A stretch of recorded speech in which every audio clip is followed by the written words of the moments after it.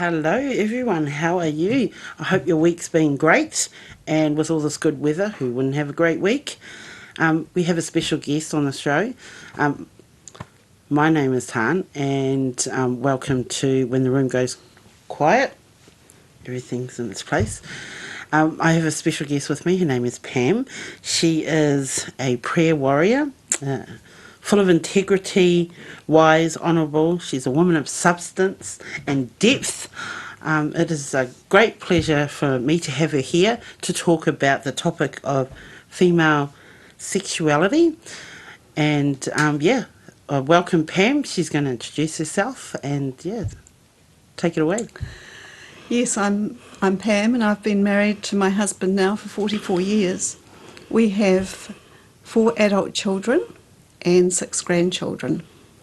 And so my subject is about marriage, and in particular one part of marriage. This is a subject that's not really discussed very often, if at all. And so it's quite challenging to even bring it to the table and bring it to you today. But it's very apt that Tan's show should be called When the Room Goes Quiet, because when you do introduce this topic, indeed the room goes very quiet. So intimacy and sexuality is very personal, and it's very private to every unique relationship. But it's sometimes an area that just, if people had more information about it, I think their lives might be a whole lot happier.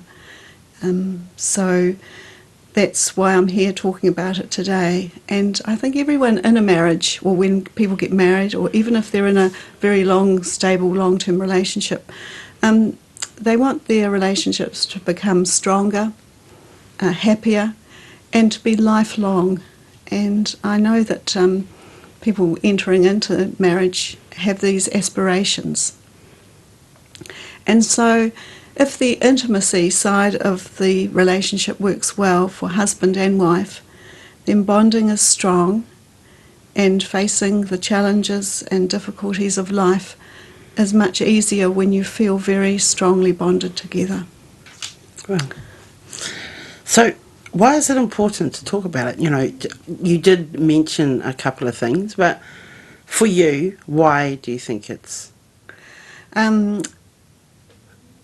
Well, I think that marriages come under such strain when this aspect of their marriage is not working well. And, if nothing seems to be happening for the woman in this particular aspect of life, then women can feel frustrated, they can become negative, disappointed, and start to wonder, well, what's it all about, How has this happened, Yes. I can speak from in my own marriage and relationships that I've had. It wasn't something that I spent a lot of time thinking about. It wasn't something that was even important to think about. So I was very interested when I heard you speak last year, I think it was. So yeah, I'm glad we're here to talk about it and share it with other women. Yes, no, it's good to have the opportunity.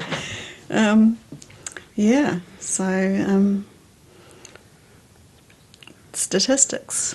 We know a little bit from those people that gather statistics and run surveys that 67% of women report some kind of issue with this aspect of their life as well, the sexual side. Wow. So that's quite a high percentage of women.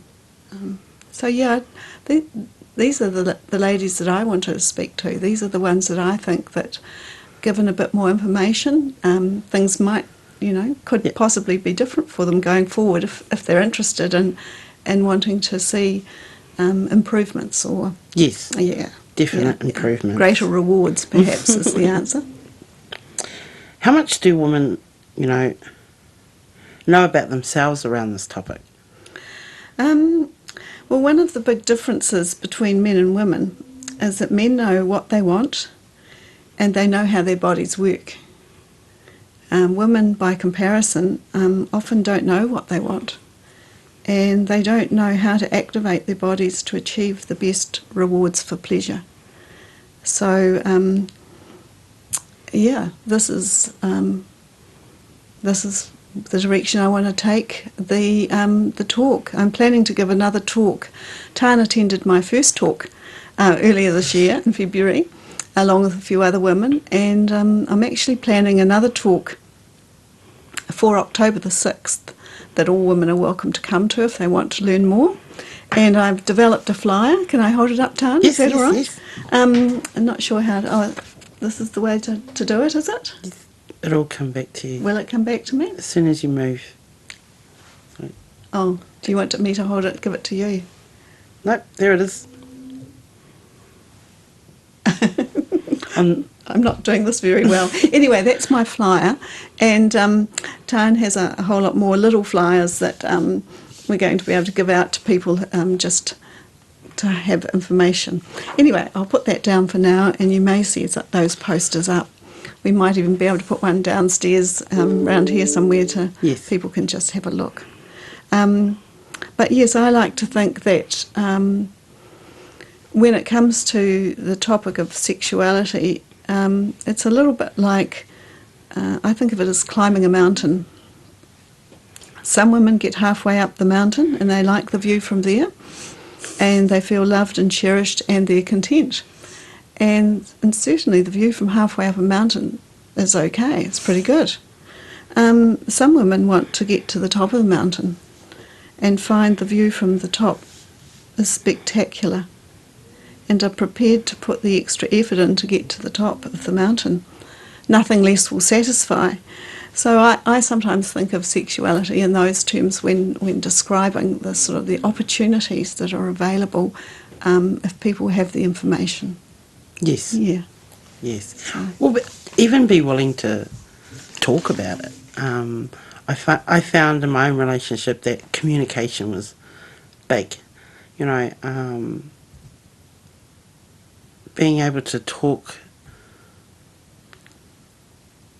to communicate with my husband about what I needed as his wife, and how to do it in a way where he feels like, what's the word I'm looking for? Not supported, but where he feels like, you know, he's part of it. Mm. You know, it's not just all about me, or it's just all about him. So having these conversations before you're in the middle of the mountain, so to speak. Yeah, I think honesty is great, isn't it? To be able to say, well, you know, I feel this, or I want that, or you've got to be able to express a view. And I suppose for me, I've always been sort of upfront and not had a problem saying exactly what I thought. That, of course, can create issues as well if you're too direct. But, you know, I've always been able to make it quite clear what I thought and felt. And I think that is important, because how do you know? We can't read each other's minds. Yeah. And so you've got to be able to say how it is, really. Yeah. So, know. Tell us about your own story. My own story. Well, I got married at 21 and had the first baby 16 months later, aged 22. And then for the sexuality journey, sometime after that, not that long, probably 6 or 8 months after that, I was pretty switched off as far as the sexual side of marriage was. I sort of felt, I mean, I even said to my husband, he's a very caring and loving person, so he was always a kind, thoughtful man, always. I said to him, but, you know, we only need to really do this stuff when we want to have another baby. You know, waste of time otherwise, you know. Well, you know, and I wasn't joking when I said that to him, and he realised very quickly that something needed to be done or changed in how we were functioning to make the experience better for me. Yes. And he did something that really surprised me, but he did what we all can do when we don't know how to fix something. And he prayed for me. Yes. Wow. And it really, Wow. I know even now that it touched my heart, because I'd got a bit sort of tough about the whole thing. But there is a verse in the Bible that said when we pray according to God's will, he hears us. And he definitely heard that prayer. I know that for sure. And so we began a journey of discovery. And he led the way with that. So over the next few months, we slowly made progress at finding a better way for me. I love the word discovery. You know, you don't know where you're going, you don't know what you're looking for, but you're going to do it together and discover it together. So learning together. I'll just, you know, to add adventure to a marriage. Mm. Do you know what I mean? Like that's how it should be. It shouldn't be mundane. It should be an adventure, whatever it may be. You know, Yeah. when you travel, intimacy, communication. Now that's an adventure. Yeah. Well, yes, it is, and it's very unique to every couple, but Yes. somehow you have to find a way. And so, speaking up in this case was of great benefit to me, because it did change how we operated. But the thing was, my husband never got angry. He never got difficult about it. I think he appreciated the fact that, I said a whole lot of other things too as well. But fundamentally, he understood that God in creation, when he made men and women, he didn't privilege men over women. Like, women are just as special and loved by God as men. And when you think about the logic behind a creator, there's no way he's going to say, oh, well, I'm making a man and I'm making a woman, but the man's going to get everything and the woman's going to get nothing. I mean, that would be a ridiculous sort of creator. If you want something to work really well. And so it was always God's intention to enable women to find the same level of pleasure in the sexual experience as it is for men. Yes. But yes.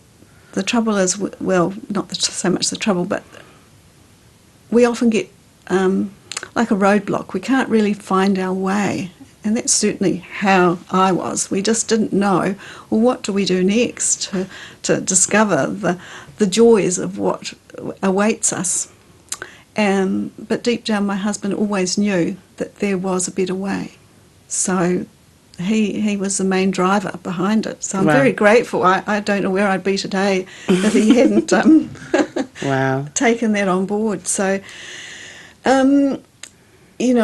eventually, after probably about 4 months of trying various things and slowly improving what we were doing, I got to the top of the mountain, and I can say this completely changed my attitude and my enthusiasm for bedroom pursuits. It just it was incredible, and I can say that.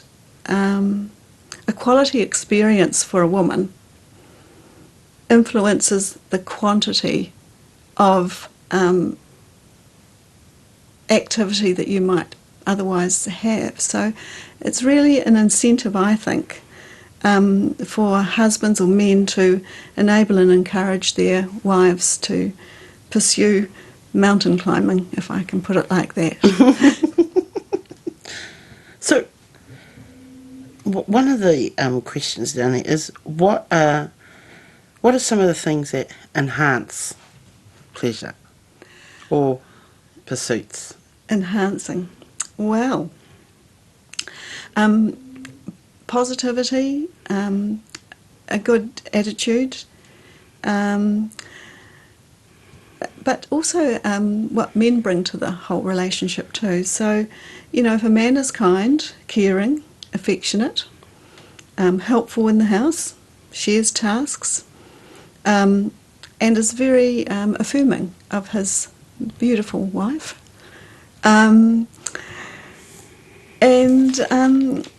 These are all enhancements. The other thing is the sort of things that can, it's about improving the atmosphere, I suppose.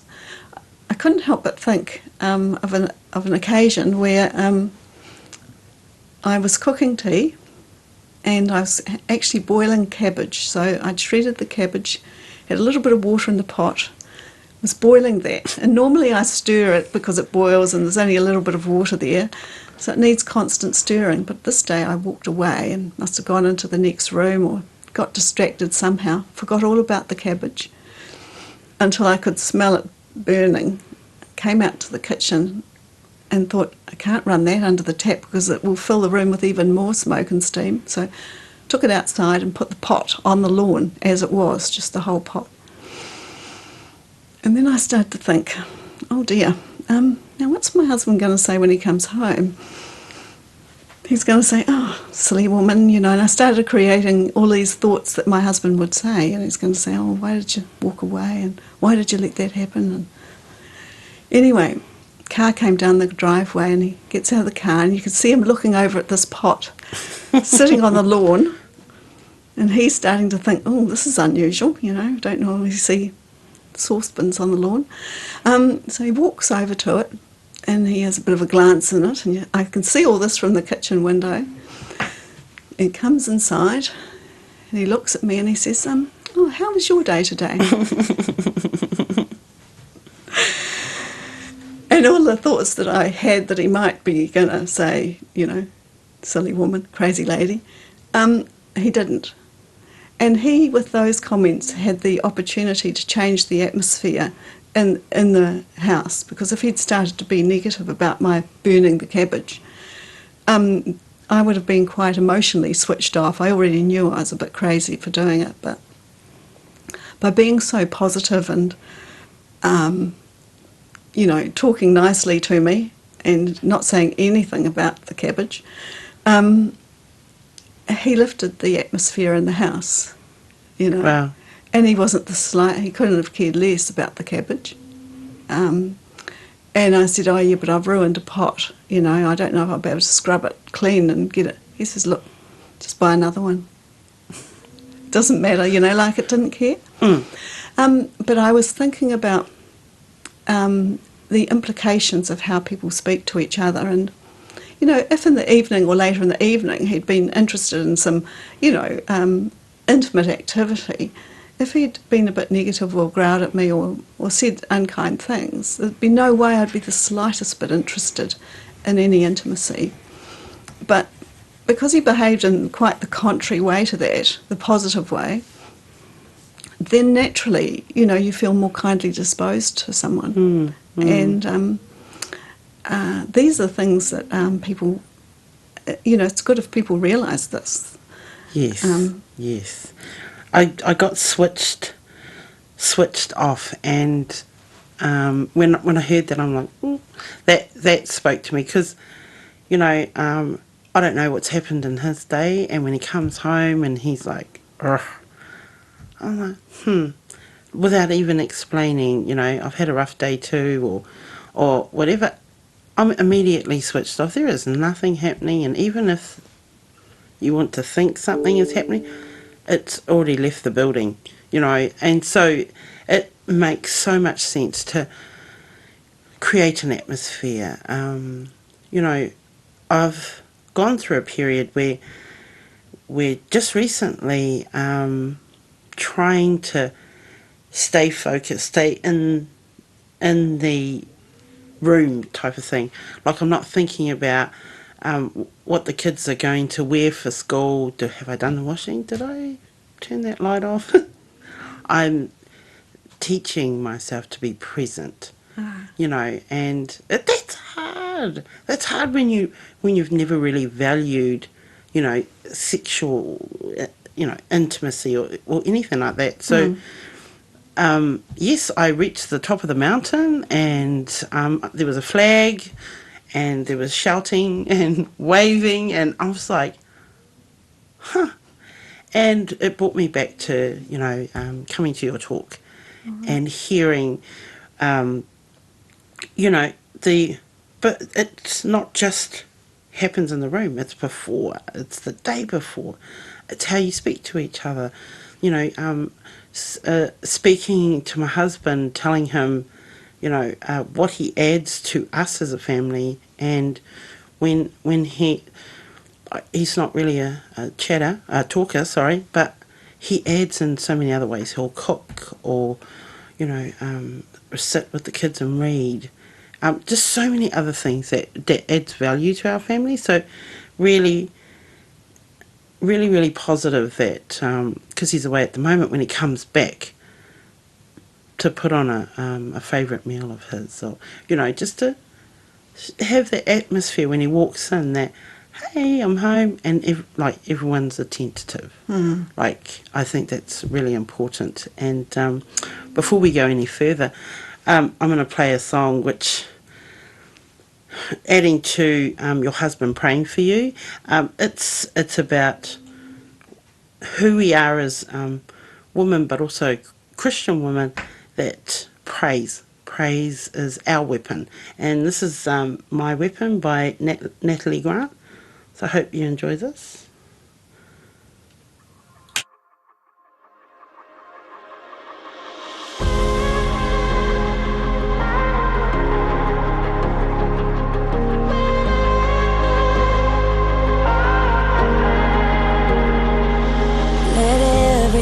Be silenced and all depression cease. Let every dark assignment bow down at Jesus' feet. Let every curse be broken, let every storm be tamed, and all that come against us be bound in Jesus' name. Your presence is my greatest weapon, pushing back the darkness, breaking every chain. My worship opens up the heavens, crushing every stronghold when I speak your name. 'Cause your presence is my weapon. Your presence is my weapon.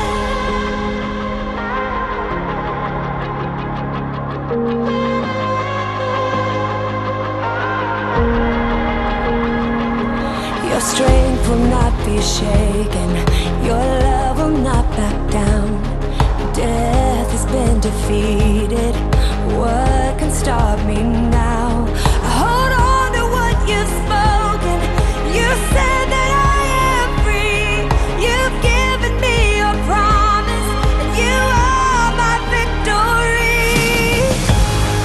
Your presence is my greatest weapon, pushing back the darkness, breaking every chain. My worship opens up the heavens,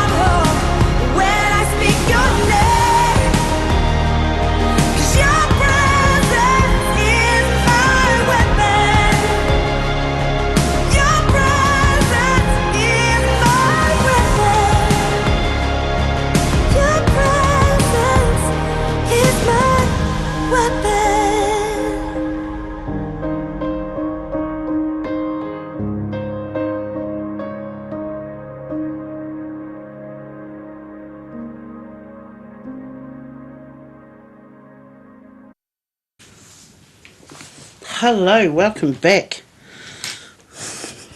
What an amazing song. Natalie Grant, My Weapon. So just going back over some of the questions that I have here. There's one that interests me. You know, what are some of the obstacles, Pam, for women to find pleasure?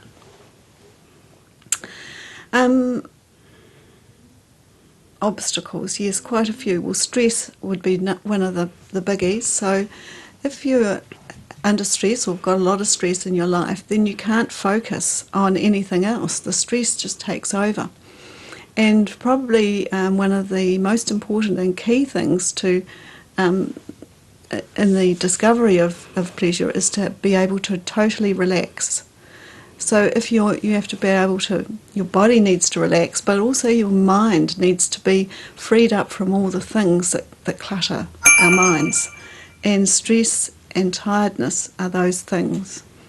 But also emotional upset. So women are, generally speaking, emotional people more than men. And the way that we function emotionally is, if something, a bit like the burnt cabbage, if something has happened in our day, it might be the children have done something, or, there might be a sick relation, or any number of things that touches on our emotions, and that becomes the thing that we think about, our primary thought for the day. And so at the end of that, it's quite hard to actually set all those thoughts aside so that you can focus on the man in your life, if you like, or personal intimacy. But that's what you need to be able to do. It's not that you don't care anymore, it's just you need to be able to set that aside for the time that you're actually focusing on each other. If you continue to think about that, then you're not able to focus. And the mind and the body work together to achieve the pleasurable results that you might hope to find. So another thing that's a big distraction in the bedroom is, I'm told about this, it's not something that we have done in ourselves, but people like to have their family pet in the bedroom. And if you've got the family pet and they like to, perhaps a dog, sleep on the bed, and yet you want to have some quality time together, that's going to be almost impossible. So I think that's a distraction that isn't helpful. Even if the pet's the most loved thing, it's going to make things quite hard. But for me, my life, the biggest obstacle I had to finding pleasure was that I became very negative about the whole thing. Sort of touched on that before, but it was like, this isn't going to work. Nothing's going to work. So I sort of see it like an ocean liner. Those ships are big, and trying to turn an ocean liner around was like trying to turn my negativity around into something a bit more positive. It took a lot of work. I think I could probably pin a medal on my husband's chest for sort of being the one that helped turn it around. But he was praying for me because he knew that really was going to be the only power capable of really turning that negativity around. So once good results happened in our life, the negativity was gone for good, really. So yes, that was a great help indeed. So yes. Now you did ask. Oh, that's right. So that's the distractions and the negativity and the hindrances. But mainly it's about being able, whatever you've got going on in your life, in your mind, what's top of mind. So let's say you're going to have lunch, visitors are coming for lunch in a couple of days, and you've got birthday presents to buy and all manner of things. It's actually quite good if you've got a whole lot of stressful things to be able to talk about it and unload it. Yes. And unloading it means that you then that's one way of dealing with a lot of these things. So Yes. we all kind of unload, but if the husband comes and hasn't even asked, what are you thinking about, or why are you so distracted, or perhaps it's time to spend a bit of time talking about it first and getting all of that out of the way. You know. Yes. So that's yes. also a good thing to think about. Yes. Yeah. So when I'm thinking about something, I need to wrap it around in my head before I just disperse any kind of information. So when he says what's happening, I give him a blank look thinking, man, I don't even know what's happening. So can I just process it and then come back? And he goes away, but I can tell, oh no, I'm not accepting that answer. So I have to take a breath is what I first do. Take a breath and then say, hey, this is what's happening. And then when I actually tell him what's on my plate, it's kind of not what's distracting me. It's something that I hadn't noticed. And my husband generally points that out.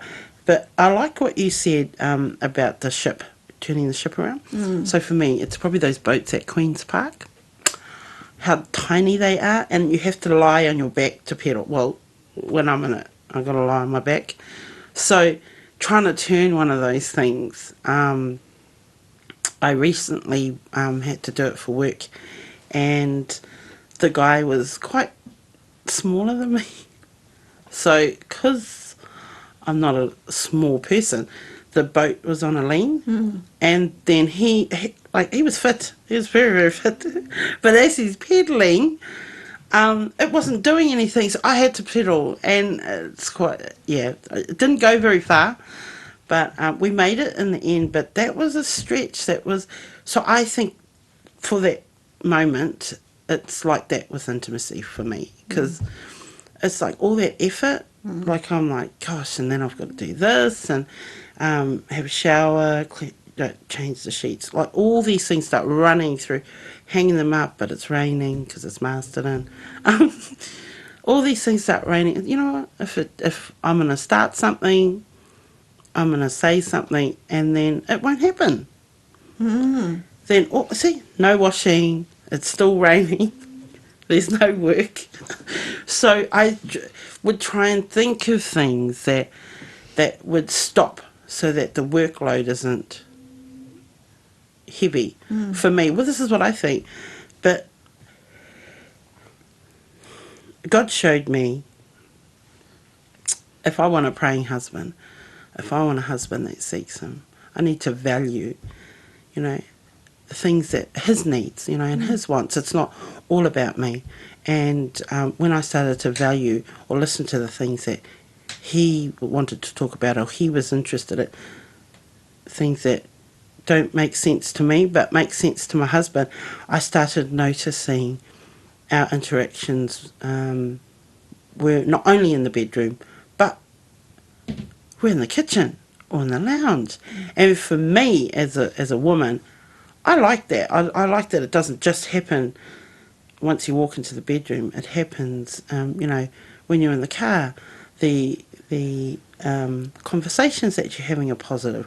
When you're in the kitchen and you're cooking together, which hardly happened, that I'm working on that, and it's happening now. There's so much different. His responses are different, and my responses to him are different. So, and I started to look at that since the first time I saw, when I came to see your talk. Now, I was a little bit honest with Pam when I walked through the door. I looked at Pam and I thought, this should be interesting. And in a matter of speaking, no, it wouldn't be, because I don't think Pam could tell me anything. But when Pam started talking, when you started talking, I was drawn in, and I was on the edge of my seat. And I was like, why wasn't this spoken about in my 20s? And, just what I lacked in knowledge, also lacked in confidence in that intimacy area. it wasn't something that I looked at all. But to hear so much depth and an understanding about something I knew nothing about, it shed some light, and the difficulties I could see that I created for my marriage, for my husband.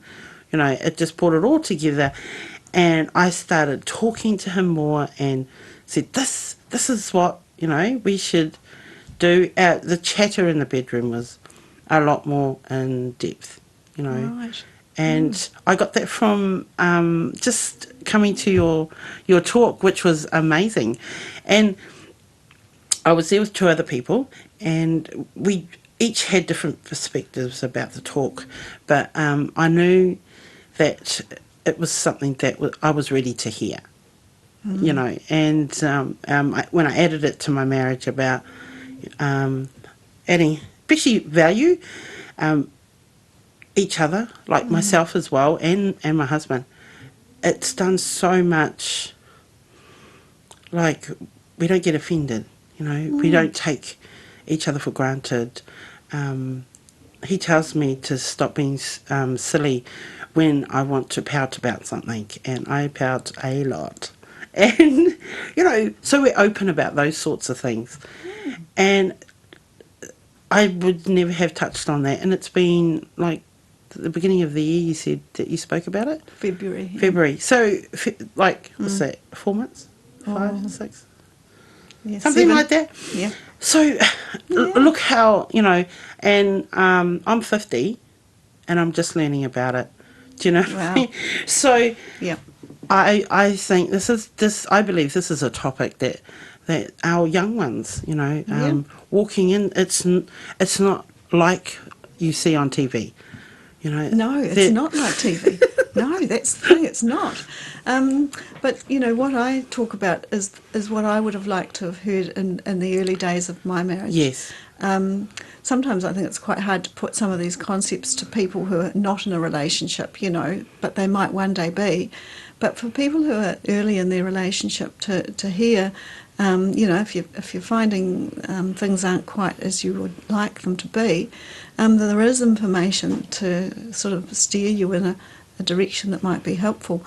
And so that's part of the motivation for this talk too, that, you know, I suppose they say knowledge is power, and you can use the knowledge or you can disregard it. So it's all very optional.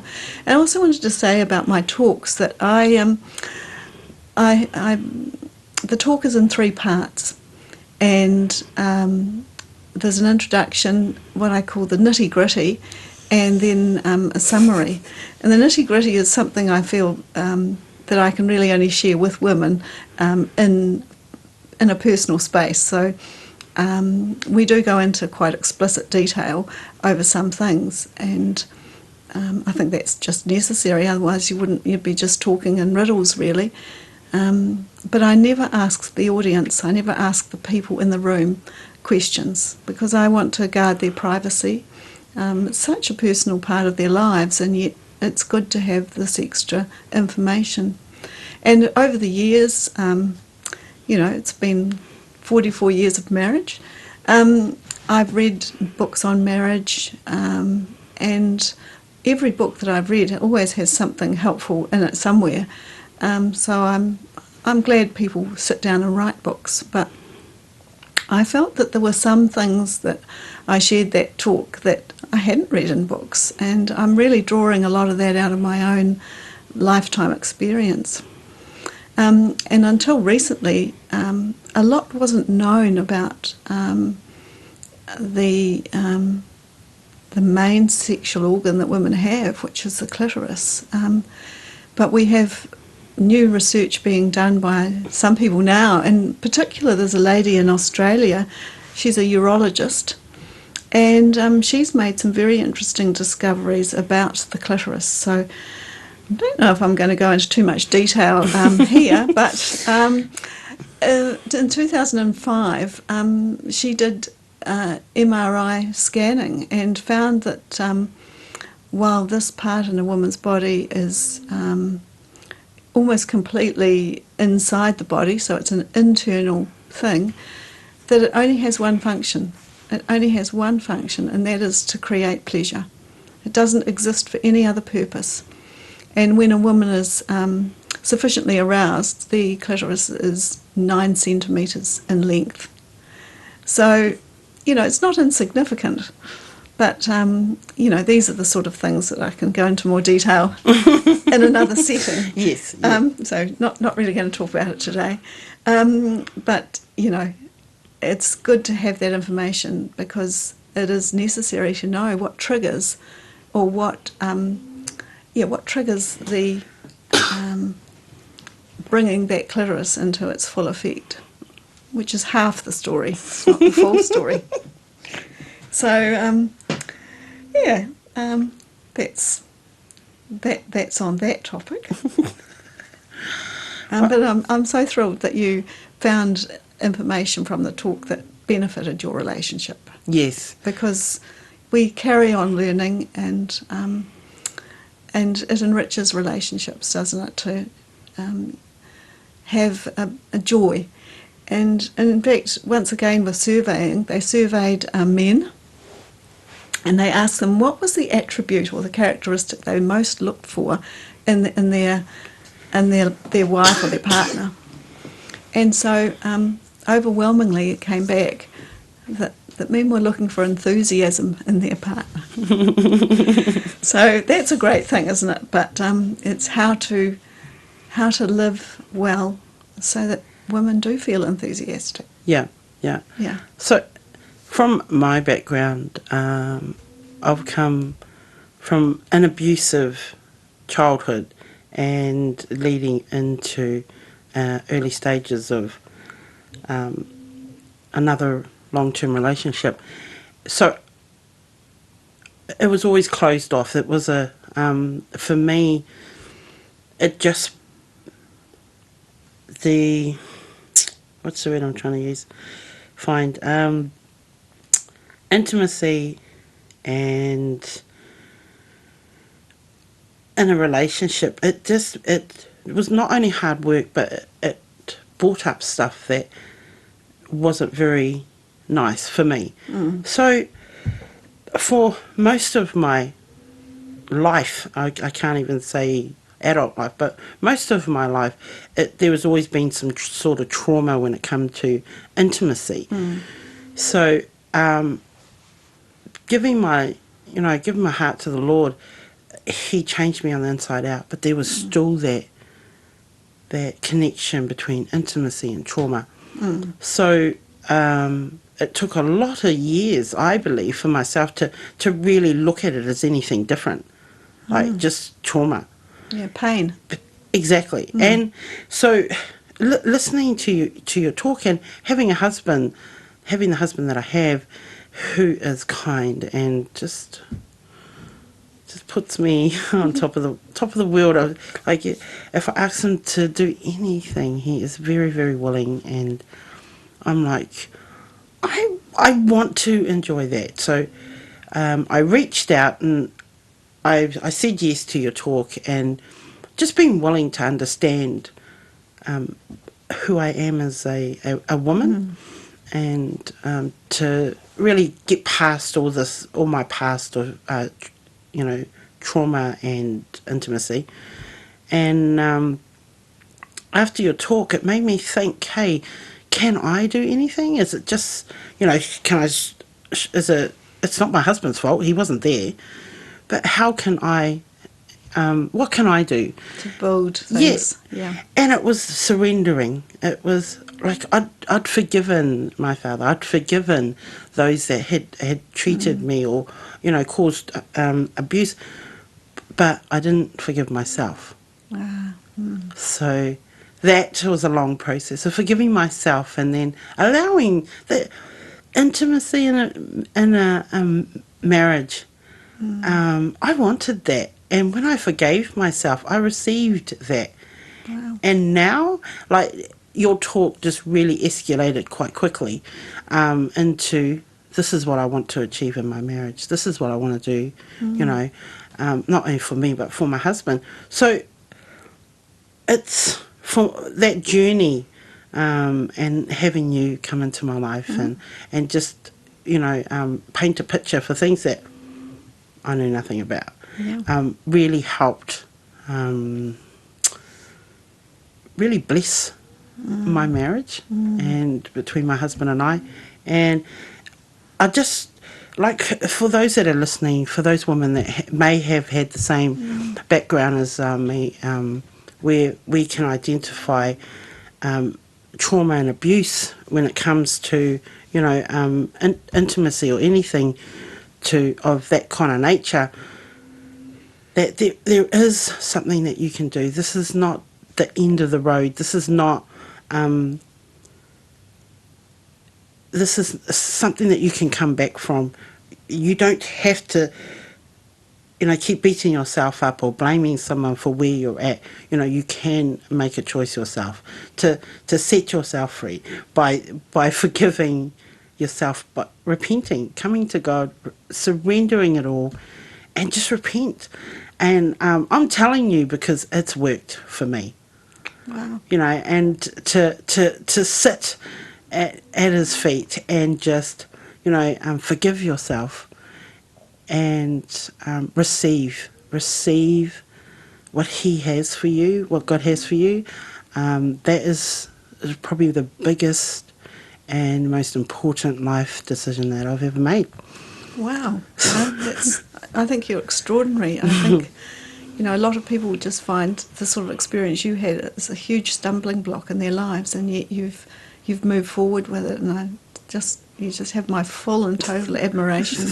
You really do. And I know that women's life experience is very varied, and it's not always straightforward. And I'm also thinking of the group of women who have had perhaps very traumatic childbirth experiences, and that's left them, with pain experiences Yes. in this area of their lives as well. Yes. And I just, as a person involved with the healing rooms here in Masterton, I just know that God is interested in taking pain away out of people's lives, and especially women with this carrying this kind of trauma in their own bodies. So yes, I just want to say there's hope, no matter where you've come from and what you've been through, and the agonies and the suffering that some people have endured, that there is hope. And so, where is the healing rooms for those that have not okay, been? well, I did bring this along just to show. I'm just looking at this camera thinking, where do I take it? Oh, there's the camera there. Right in front of me. This is our little advertisement card, which basically says we're open on a Wednesday from 2 till 4, and we meet in Masterton, St Matthew's Church Hall in Church Street. That's right next to the police station? Yes, that side. Cool. So, you should see our signs out the front, but these are the sort of things that we pray about for people, with people, and any other physical or emotional, mental concerns that people have, or sickness, illness. So Nice. That's perhaps a topic for another day, but Yes. we have seen some wonderful things happen. So. Oh, awesome! So I have a couple of handouts for Pam's talk later on this month. Next month. Next month. Yep, October the 6th, So- Friday. So I'll be handing them out to friends and maybe some family members. We'll see how that goes. But look, Pam, thank you for coming on the show. Thank you for sharing your heart. It's our first meeting. It was awesome. So I just hope that the listeners were blessed just as I was. Again, thank you for coming along. Thank you for joining me this week. Welcome. This is goodbye from When the Room Goes Quiet. Hopefully we see you next week. And bye for now. Thank you. Thanks, Tan.